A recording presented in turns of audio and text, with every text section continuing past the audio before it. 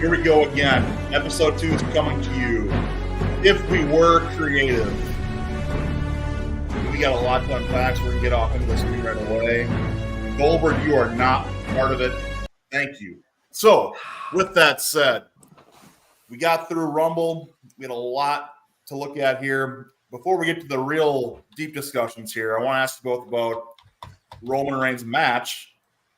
What were your takeaways? How did you feel about it? I mean, where did you land? Adam, what starts us off? I mean, this was at the Rumble, right?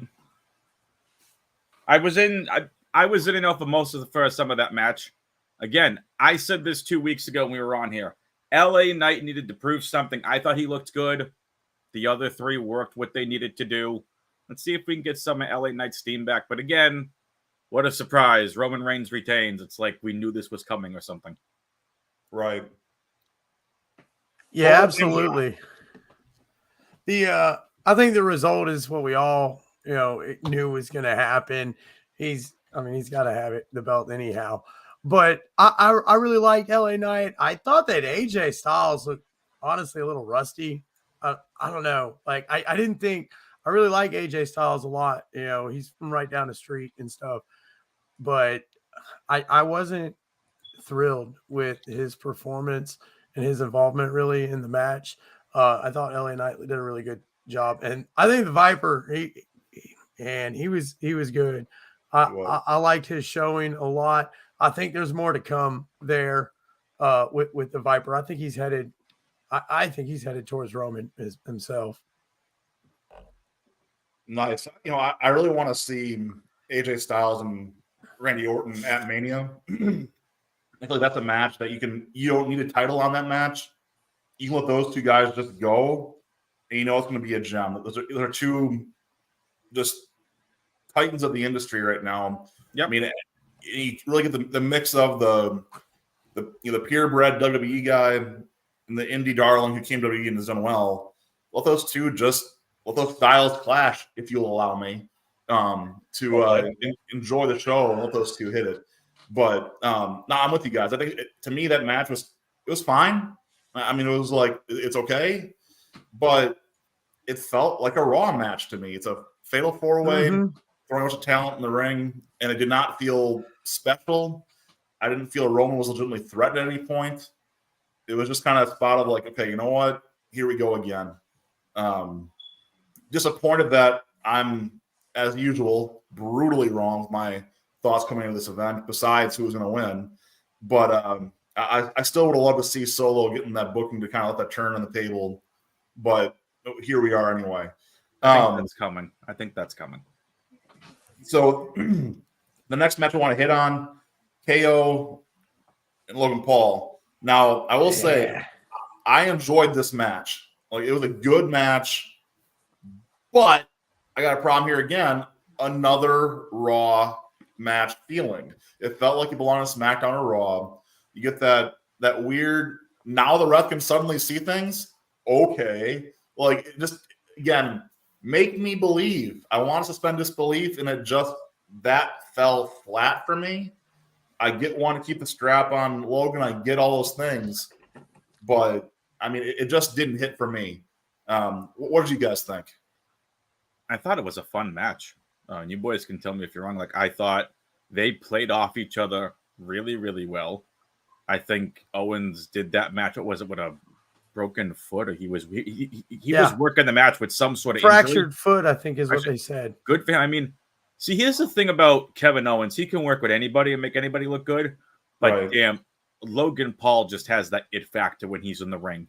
He just has that charismatic type thing that can just draw a crowd in. And that's not something every wrestler has. I mean, we saw Shinsuke have it when he was in New Japan. There are only so many wrestlers that have that factor that make you want to tune in and watch.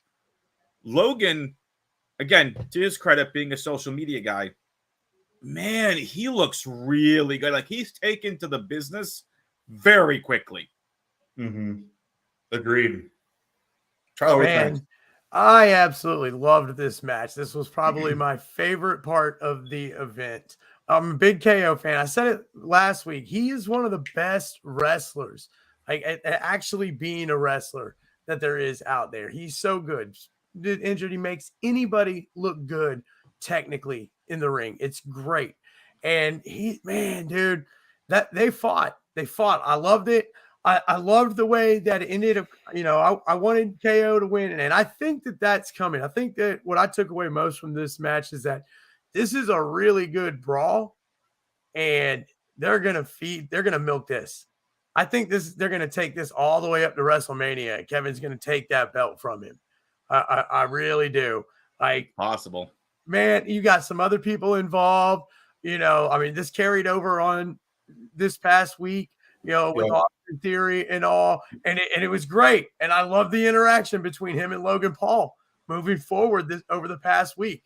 This is gonna build up. It's gonna be great. And KO's a beast, and I think this is gonna just keep building and getting better and better. And then we're gonna get something huge, like some stuff we've seen from him before. Yeah, look, don't get me wrong. It's the ending that I didn't like, but I'm still going to go to this. The one thing that I did get right in the entire night, literally the one thing, was Theory and Waller would come out during this match. And so I think the social media aspect here is going to be played on with this is going to keep building with Theory, with Paul. It just makes sense to me. Yep. Let it keep building. Let us keep seeing some more here. I think there's a lot to go down. But now, in the interest of time, we're going to move forward. And how about Bayley? How about that entire freaking Women's Royal Rumble being match of the night? Better than the men's for sure. Oh, it was better than the men's, and I don't think it was close. I thought all the ladies, I don't care where you were in the Rumble, from the Jordan Grace surprise random entrant to Jade's debut, Stratton came in. I thought everyone in the Rumble, the Women's Rumble, they outshined the Men's Rumble. I thought it was just perfect. It wasn't even a surprise. I don't know if it was just they performed better. And by the way, that ending sequence to the Rumble might be one of the best ending sequences to a Rumble I've ever seen. It was a blast. It really was. Getting Liv to come out. I talked about before the show. It looks like her situation is cleared up. Thank goodness. I got work. I'm glad to be worked. I like it. But Liv coming out made me smile, and she didn't look bad either. She did well with her spot. She did well what she had to do there. Jade, I thought, looked good in what she had to do in that match.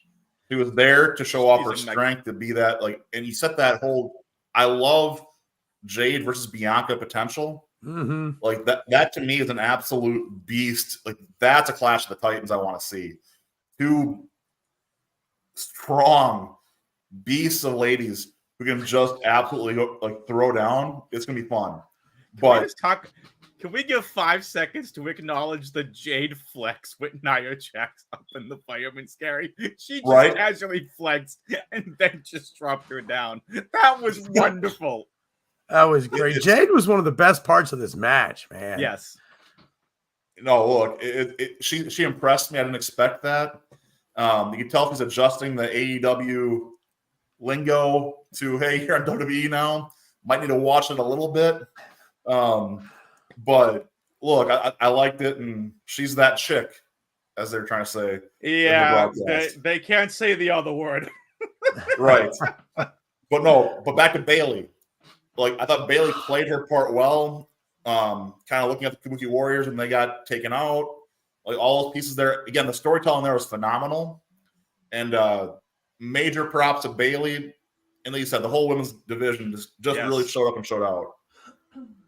Yeah, they did.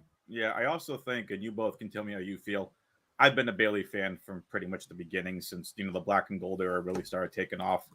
To see her develop, and now she still has the edginess to her character, so I kind of see I want to see where the character is going to go with this entire storyline with Io, because Bayley versus Io, we saw on Raw, SmackDown, everything blew up. Bayley's out of damage control. We see and rightly so, is something that we could talk about in another podcast. Asuka, Kairi, and Io. The 3 first big female signings for WWE from overseas. They're going to be part of their own faction now. Where does Dakota go and all this? But huge shout-outs to Bayley. It was mentioned several times, just the one accomplishment she doesn't have. And now she gets to go main event WrestleMania. what I assume is going to be night one. I'm so happy for her. And this is going to be an outstanding match. The storytelling is going to be amazing. I am so happy for her. And also give her credit. 50-plus minutes in that match. Right. Yep. She did very, very well. She did. She was great, man. She, I really thought, that the turn was going to happen in that match. That was the only thing with Bailey that I wanted it to be in that match. You know what I mean? And stuff. So, because I just kind of wanted that to have something to do more with the ending of the match itself. But she did an incredible job. And man, that was just for her to be through that whole match like that, man, was incredible. And I'm excited to see. I like what we've already got going on over the past week with that storyline now. So I'm excited to see where it goes. But I think you're right. I think she's gonna headline day one. She's got to, right? Yep. I don't trust creative here on this one, if I'm being very honest. Can we get into that just like right now? Because that's gonna be a big issue we got coming up here very soon. Look, let's hit it because we'll get to the men's here in a second, but let's go ahead and hit this right away. I do not trust creative when it comes to what match order will be come Mania. I don't trust them. Nope. I can very easily see Io and Bailey kicking off night one, not main eventing. And that would be terrible. But look, you guys know it's not crazy, unfortunately. No, it's not, and that's the sad part. We were talking pre-show about what we're going to get into here in our next segment, hence my tagline. Right. The more we talked about it, I'm like, this is going to end up, they're going to start the thing off, they're going to have a banger of a match. It should be the main event, but no, we get this. I do not want to see them start the show. Give this storyline that's had a almost 2-year run the respect it deserves. Absolutely. I hope you guys are right. I really do. I'm preparing for disappointment. It's just being honest. It's one of those things that, and I'll call out to Rollins beating Brock first match of the night, like in Mania. That stuff has happened to us. Yeah. So I'm looking at this saying this should be, but we're going to get something's going to throw this thing off. I don't know what it is yet. Something's going to mess with this, and I can't quite peg it yet. Now we want Cody going to the men's Royal Rumble. I really want to first touch it before we get to Cody, though. I'm sorry. I'm going to pause for 1 second here. As far as the entrance, as far as other performers in this match, did anyone surprise you? Did anyone make you smile? And was there any spots that stood out to you in this match before we get to Cody? Sami Zayn. Okay. I thought he was great. Look, at one point, I really thought, I was like, you know what?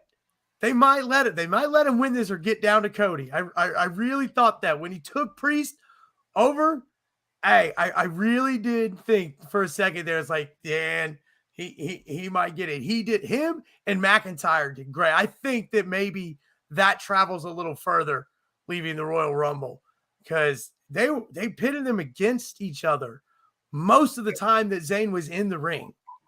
And then the way that he got him over the ropes right there, just sneaky like that, I think there's more to come. That really popped for me a lot. I really liked it. I thought he was one of the more energetic guys in the ring the whole time of what was kind of a lackluster Royal Rumble. Very lackluster. R-Truth, it may have been one of the best things of the women's match too, but that was great. You can't see me. That was great. I love this little bit of comedy relief. That was really fun. And I think the fact that was one of my favorite parts says how unexciting that match really was. Look, I don't care what anyone wants to say. A hot tag in a Royal Rumble is hilarious. Like that's gold. R-Truth, Mr. Ron Killings never go away. Like we want you here, buddy. No, I love his confusion in the women's rumble. I loved his spot there in the men's rumble. Right. That was great. So apparently Mackie wasn't told he was going to be in the event. So it was legit confusion.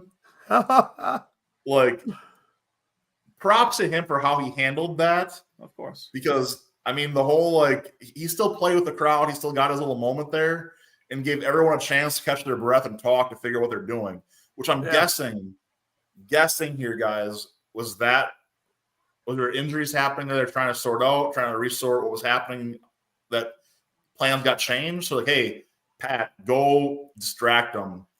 We need 2 minutes to resort our thoughts and get this thing back in order. Because I didn't see a ref. Most of the other wrestlers were all in their corners around it. You didn't see anything really going on. So I think, to me, that looked a lot like a timeout. What are we doing? Than anything else. Yeah, and I mean, again, if we had more time, we could talk about, was this actually Punk's Rumble?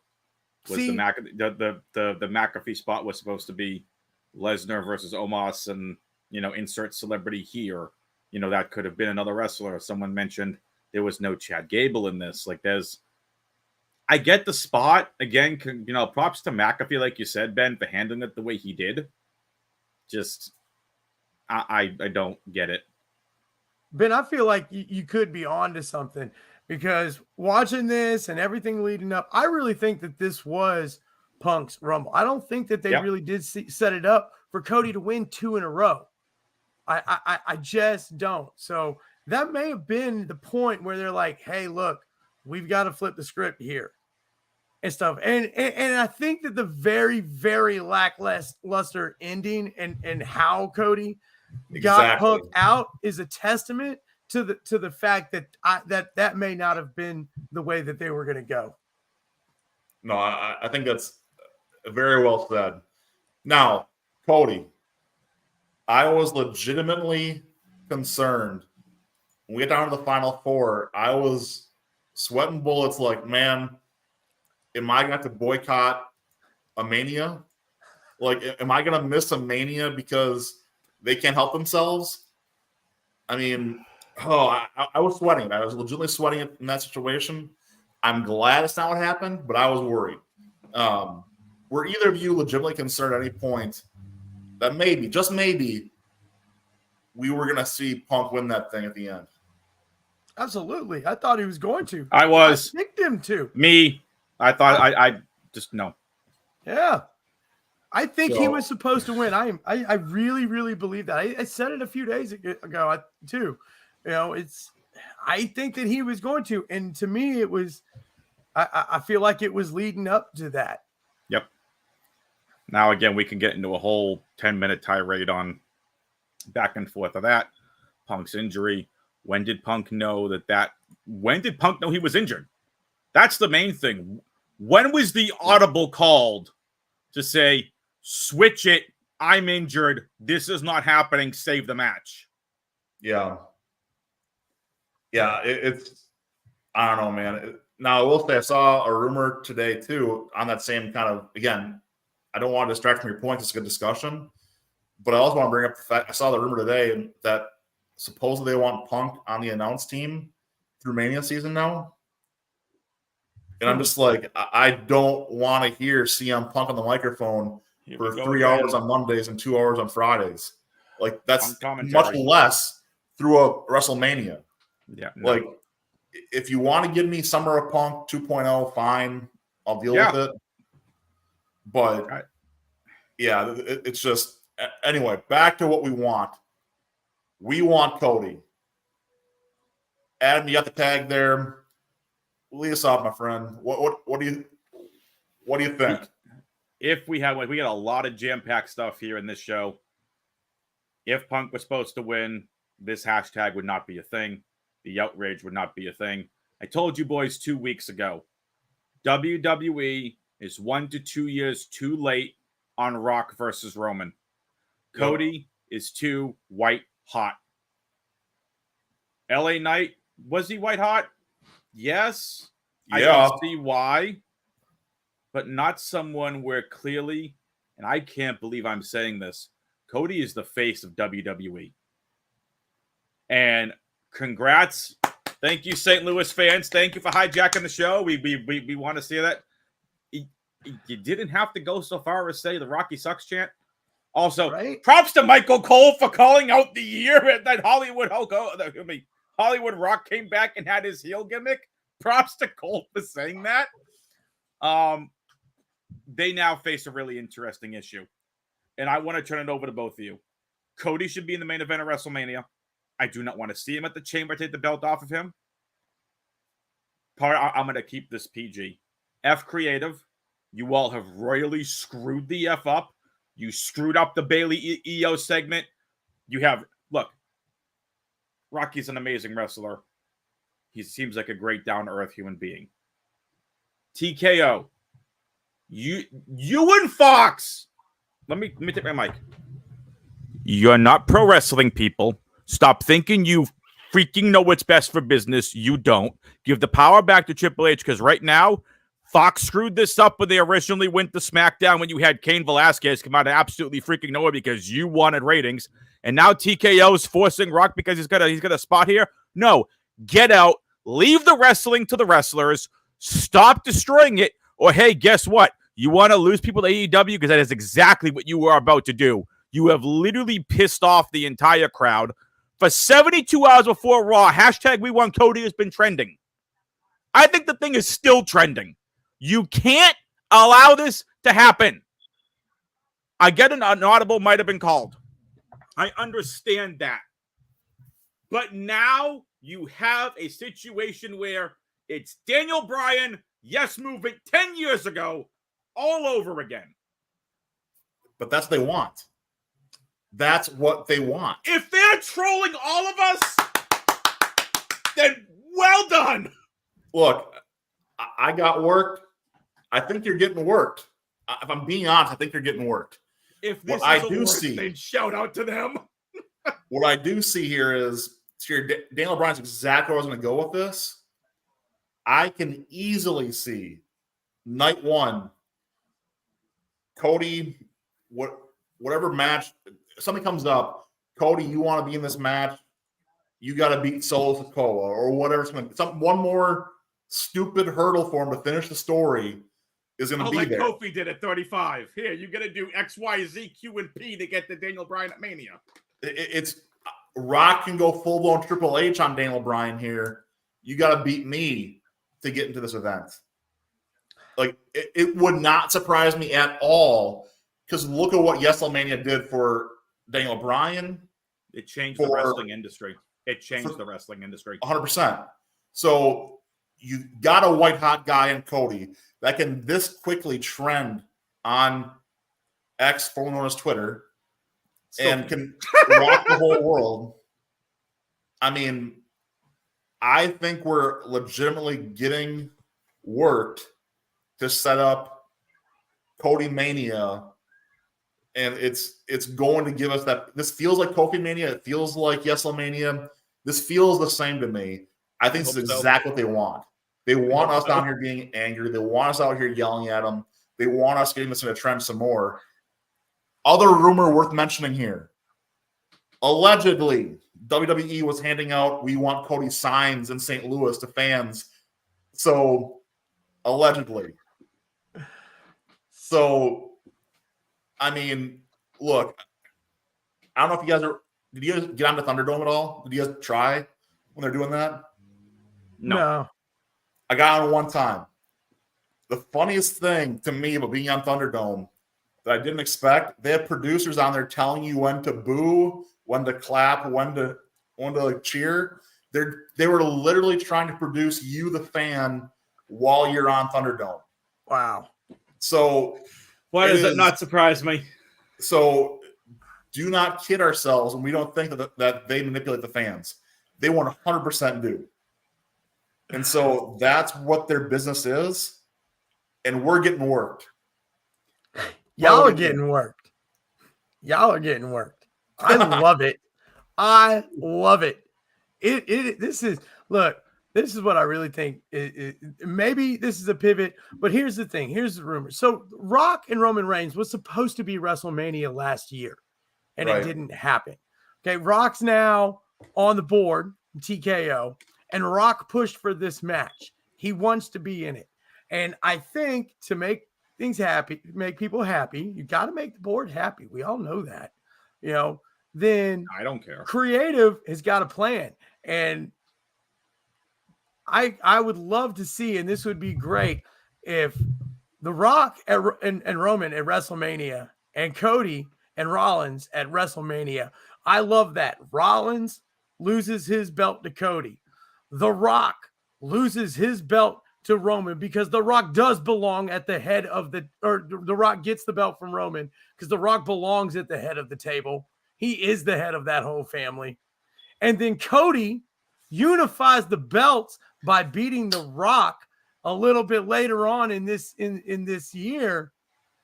And now you've taken white hot and you've made it even hotter. And the payoff is all of this trending, all of this begging, all of this for Cody. I mean, except for us true Rock fans who are like, yeah, bring it. And now you've paid it off all year. And then the people have their championship because Cody said it all the other night. He said, it's not just taking that belt from you, is ending the story, taking everything from you. Seems like a really good plan. And to me, it seems like a pretty good marketing scheme from creative. I think Cody was talking to one of his friends, one Mr. MJF, for that entire thing. Oh, no, excuse me, Samoa Joe, because that was the lines back and forth. Anyway, I think if this is a work, good for them. But I got to tell you, I lost a lot of trust in creative after the debacle that was Friday Night SmackDown. It didn't make sense. The Rock coming out, awesome. The negative reaction, not the greatest. But again, the more I started listening to other people like Santi Sapp or Conman167 or some of these other like wrestling creators, it overshadowed the Damage Control segment, which in and of itself apparently was a really good segment. Absolutely was. I mean, didn't someone could go, hey, tease it for next week. We have Rock here. Push it off. Do something else. Push it off a week. But that was already started though too. That if anything, you push Rock off a week. Push one of them off. But look, I'm gonna go with this though. It's about money, right? Especially you got TKO investors like this. It's about money. It's a business. The Rock gets more people to buy Peacock for the weekend, more people to watch Mania than Cody versus Roman does. It just does. You put The Rock in that event, you're going to have everyone talk. ESPN's going to talk about it more. If you don't, ESPN talks about it on Monday. Cody Rhodes, blah, blah, blah. Okay, cool, whatever. Next story. But you put Rock in there, now you've got ESPN talking, you've got CNN talking, you've got MSNBC talking. They're all talking about Mania then. That's their point. Business-wise, it's smart. For us fans, it's a big old flying bird in our face. But that's another story. Like, look, I'm okay with Rock being back. Agreed. I'm okay. I would have rather seen Rock say, you know what, we're not waiting until Mania. Chamber. Perth, Australia, you're getting Rock and Roman.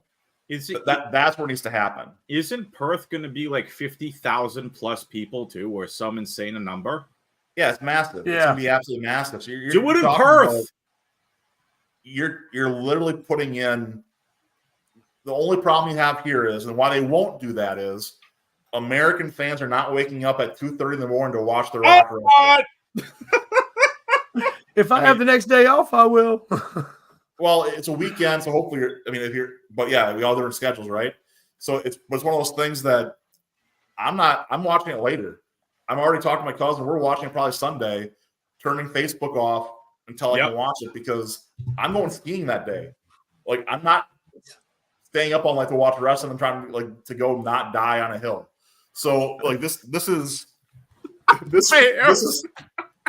reality.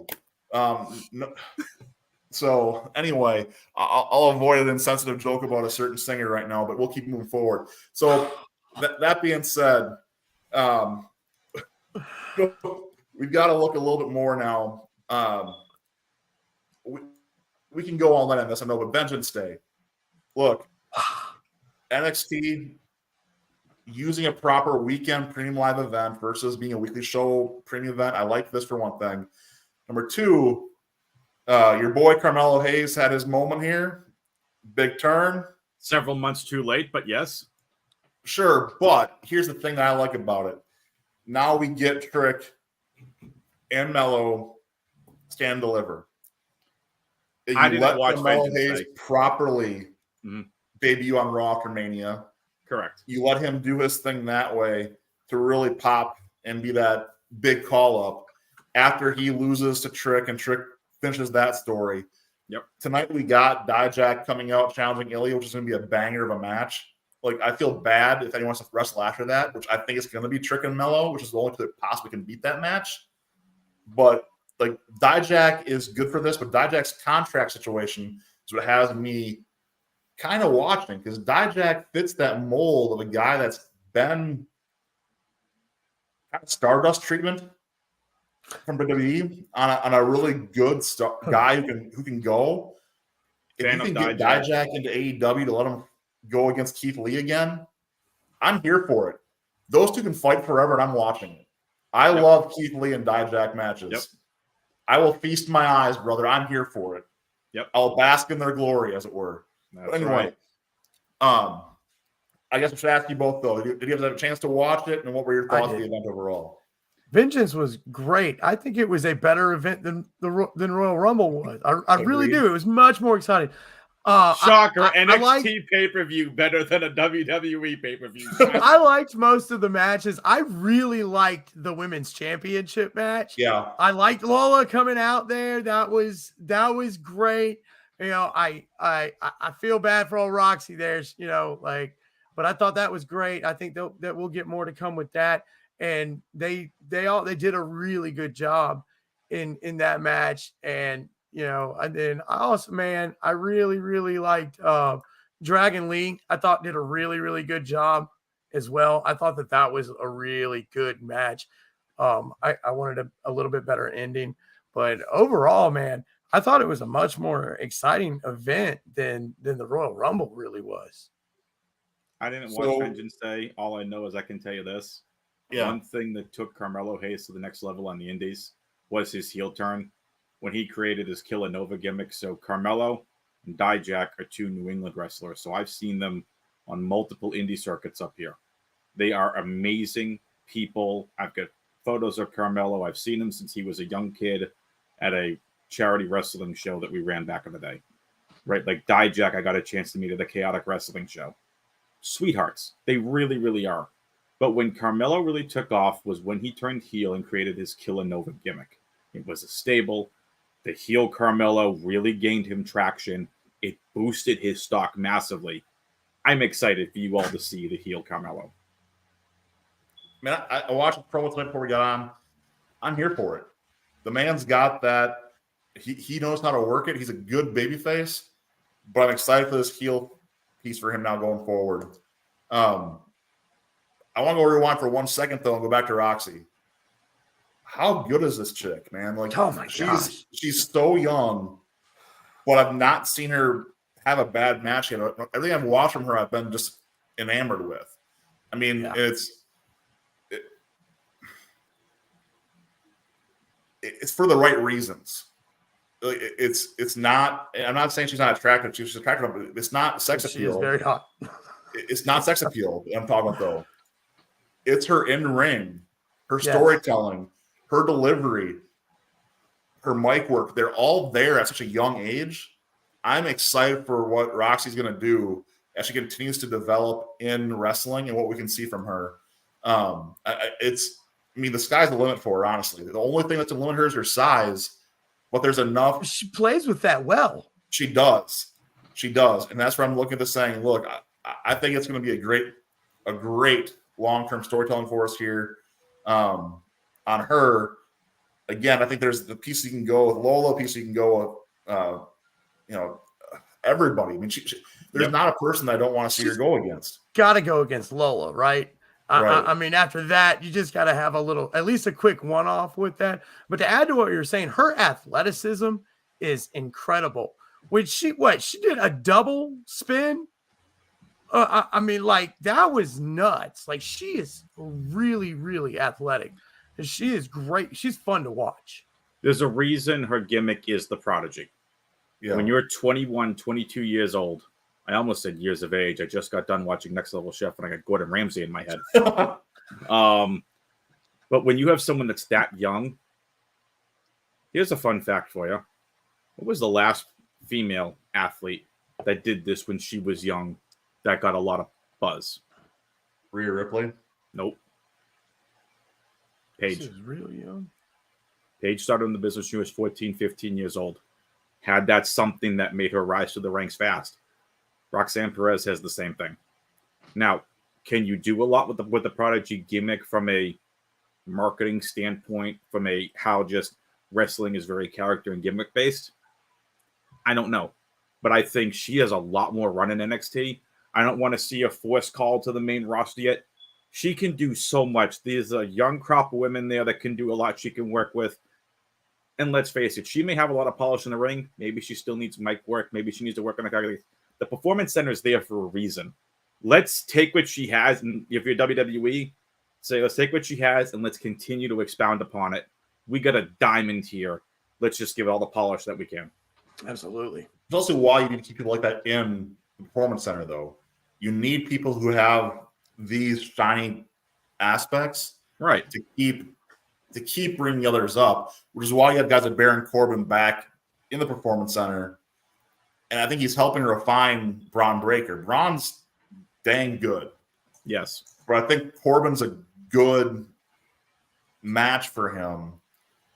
And I'm also looking forward to seeing, give me a street fight, Baron Corbin and Braun Breaker. How fun would that be? Like, give me a Philly street fight with those two. I don't know. Yeah. I'm here for it. I don't know how do you. It looks like they're going to be fighting the family. Hopefully, that happens before. But I'm going to say, even as an Italian, though, I'm not a fan of the family. All right, it's a little bit too overly gimmicked. It is. Absolutely is. I don't get them and Chase U, but that's besides the point. Chase U, I'm actually here for, but the whole like ridiculous, like I'm getting the calendar. I can't. I thought that was a gimmick for the show. I didn't realize it was a legitimate thing. Anyway, Chase U was entertaining. I'm gonna have to get a Chase U shirt now just to screw with you on future shows here. I've never seen them really do anything. I've just seen the clips online. So in my defense, I've never actually watched any of this version of NXT. They're hilarious. It's one of the better. Like, I'll put them up there for me with Enzo and Big Cass when they're doing their thing. It's a good, fun bit. I'd go with Otis when he was, when they were doing their thing.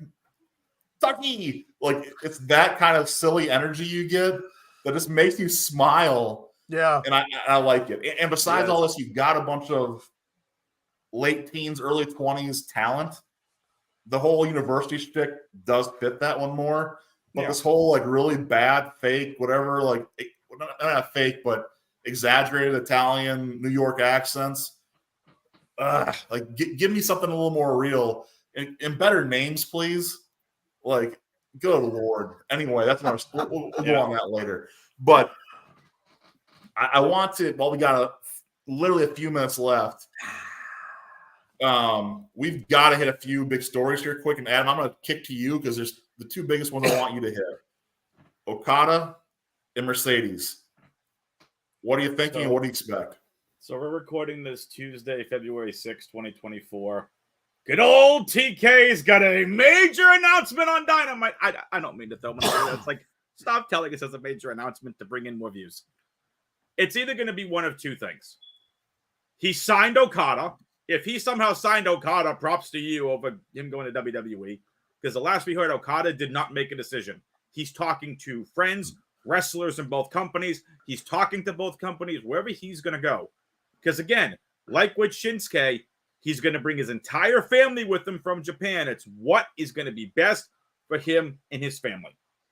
Now, Mercedes Moné, one of the biggest rumors happening over the last 2 weeks, is supposedly, ever since the Rumble, where she didn't come back and, return to Sasha Banks, it could be that it's rumored that she's already signed with AEW and is not going to appear until Revolution. If they've signed Mercedes, I don't know. Because the other thing that I want to get into before I head off, I can do a Cast a Counter-Strike match and you two can have the rest of the show. I am really enjoying this Deonna Purrazzo push. I'm really enjoying it. Do I think she's going to be Timeless Toni Storm? No. But am I loving the push? Absolutely. Like the last time I really watched Deonna Purrazzo was when she was in NXT for like a couple of spot appearances. This girl's got everything. I've instantly become a fan, and she just has that like it factor. But again, we talk about wrestlers that have the it factor. She's got it. So if they've signed Mercedes, what are you doing with Deonna? Is Mercedes going to go after Julia Hart? Is she going after the TBS title? Like, we have 2 big titles. You've still got Saraya there doing her thing. Like, you get a lot of these big names. It's a good problem for AEW, but like with WWE several years ago, you have so many big names and you can't utilize them all. I just don't know. I don't know. Tits up, my friend. Tits up. Chin up, tits out, and watch out for the shoe. So probably what you're looking at AEW right now. Look, we gotta love Toni Storm, what she's doing, but it's one of the greatest gimmicks since the Rainmaker. I'm sorry, it's just an amazing gimmick. The one that has surprised me how fast it's been buried under the rug has been MJF. Like that's the funny part is this whole like signing battle of 2024 is for Okada, not MJF. Yeah, it's on MJF. It's like, so I would love to see that be the storyline we get if Okada does in fact go to AEW. Let MJF come back. You stole my thunder. Like, especially if you've got Adam Cole and the boys truly busy doing whatever. I mean, we're going to get Bang Bang Club. We're going to get all that stuff to happen. But fantastic. But I'm looking forward to the Elite. Like, let me see the Elite actually fight their own a little bit here. Like, that's going to be fun. But one concern coming out of this one this week, apparently Wardlow's knee is not okay. So we'll see what happens there, which is unfortunate because I love me some Wardlow. He has been really getting pushed the right way. It's like he had a wonderful run up, defeated MJF, and then just kind of lost momentum. I really like when he came back as going after MJF and then going with the Undisputed Kingdom out of nowhere. I thought was a great move. But if he's legitimately injured, that really, really sucks because I like Wardlow, and I think he finally had the proper build that wasn't too fast, and it wasn't going to be a massive drop-off. MJF, the labrum injury, if he doesn't have that, the Rumble's different. A lot of other things are different. Media is different. And then, both companies can play off of it, wherever he actually has signed. I want to know where MJF's at in his rehab. Is the rehab working? I've never had a torn labrum. I don't want a torn labrum. But when you're talking surgery back in December, that could be a year. Do you just say, F it, I'm going to get the surgery? Because if you rehab a labrum, you can either go back and finish your storyline with Cole or do whatever. I care, I think, more about the people at this point in the storylines when you're so invested. I want Wardlow to be healthy. I want MJF to be healthy. We've seen how many times can injuries derail very well built up storylines. And then, as the business says, on with the show. Yeah. Right. Like, so what do you two think, just in terms of the MJF injury, possible injury with Wardlow? Like, where do you two see this going? So Wardlow looked like he might have against with Commander. He may have actually taken a serious injury. So I think what happens, what kind of exposure we see to that in the next few weeks will probably tell that. As for MJF, that's an injury that it's just got to run its course. So I think they'll take his time. He's going to be with AEW. I think that him and Mercedes are going to both be with AEW. And I think it's just a matter of, all right, you let us know when you're ready.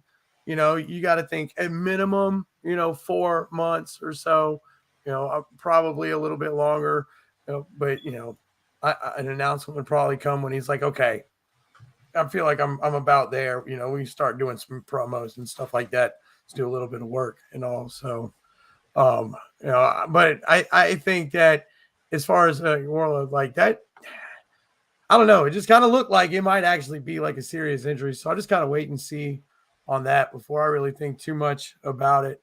And then Okada, I think he's coming to WWE. I think so too. But if somehow Tony said, hey, you don't go to work their schedule, come to the States, sign a 1-year deal with us, get your family acclimated. Let's have you for a year. You versus Ospreay, it all in, like whatever you want to do. Again, like we sometimes forget so much that these are people, right? They're people. Again, I mentioned this about Nakamura.